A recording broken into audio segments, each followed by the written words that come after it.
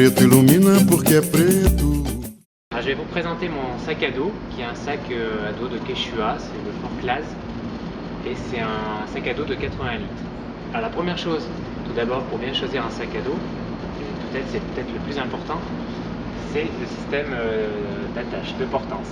Alors, la première chose, pour choisir un bon sac à dos, c'est de choisir des bretelles confortables. Donc, ici, en l'occurrence, c'est le cas.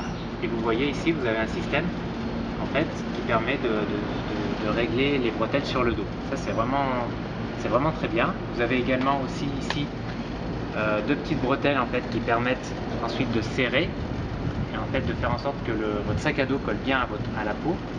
Et enfin, vous avez également ici, chose très importante, une ceinture qui permet en fait, qui va faire en sorte que le poids, l'essentiel du poids de votre sac va reposer sur votre bassin et non sur votre dos.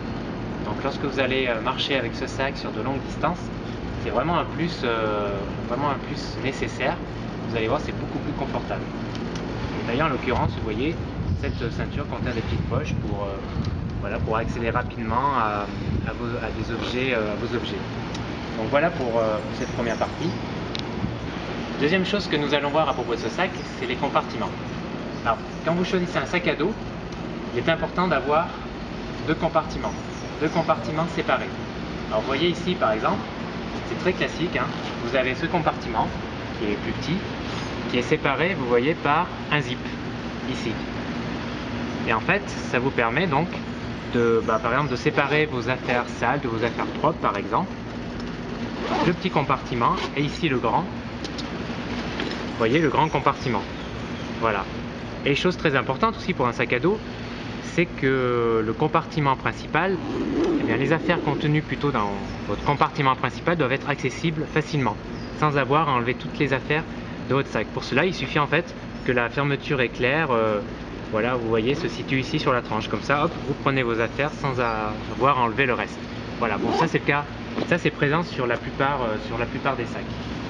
Ensuite, la deuxième chose qui est importante aussi, c'est un rabat qui soit assez large.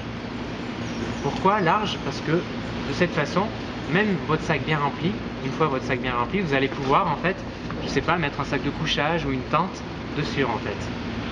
Vous voyez là, les lanières sont assez grandes, c'est parfait. Vous pouvez encore mettre davantage de choses en fait.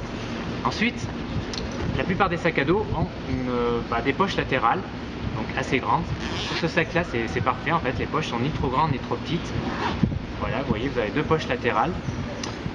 Qu'est-ce que vous avez d'autre? Vous avez également une fermeture éclair ici, une fermeture éclair ici.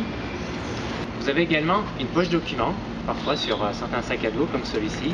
Je vous montre, approchez.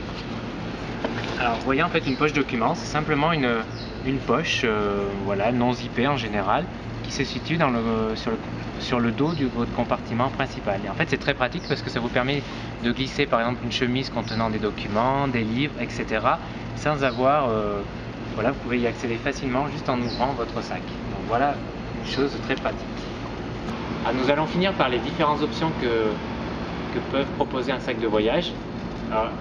L'option la plus classique et peut-être la plus importante, je trouve, c'est un protège-sac. Vous voyez, en général, ils sont localisés dans une petite poche comme ceci, et ce protège-sac qui est en plastique, vous voyez, va vous permettre de recouvrir presque entièrement votre sac.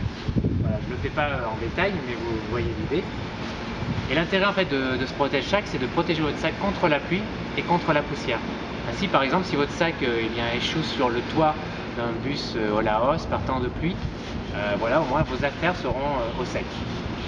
Parce que bon, s'il pleut beaucoup, il y a toujours moyen qu'il y ait des infiltrations, voilà, une poche mal fermée, etc., etc. Et voilà, une fois sec, votre protège-sac, hop, ni vu ni connu, il est à nouveau invisible. Une autre option aussi qu'on trouve souvent sur les sacs de voyage, c'est cette espèce de filet qui se situe sur le rabat. Bon, alors c'est assez pratique parce que vous pouvez y glisser par exemple une polaire, un pull ou même une grosse bouteille d'eau. Vous voyez, vous avez juste à serrer et ça vous permet en fait d'accéder à cet objet facilement. Et voilà, qu'est-ce que vous avez d'autre? Vous avez parfois des filets comme ceci sur les côtés qui permettent de glisser une petite bouteille d'eau ou autre. Voilà, vous avez également parfois des accroches pour accrocher un bâton. Enfin, ça c'est plutôt pour les sacs de randonnée. Voilà, ben, je crois que j'ai fait le tour. Alors vous voyez ce sac Quechua que j'utilise depuis 4-5 ans, et qui j'espère va me durer longtemps, est je trouve un bon rapport qualité-prix.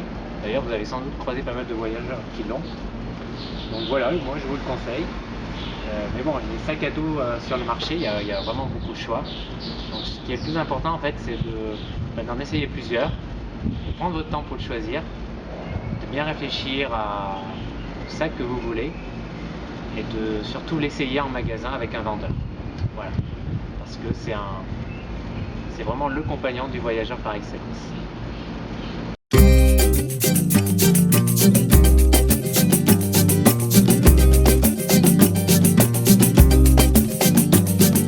Preto que é preto ilumina porque é preto.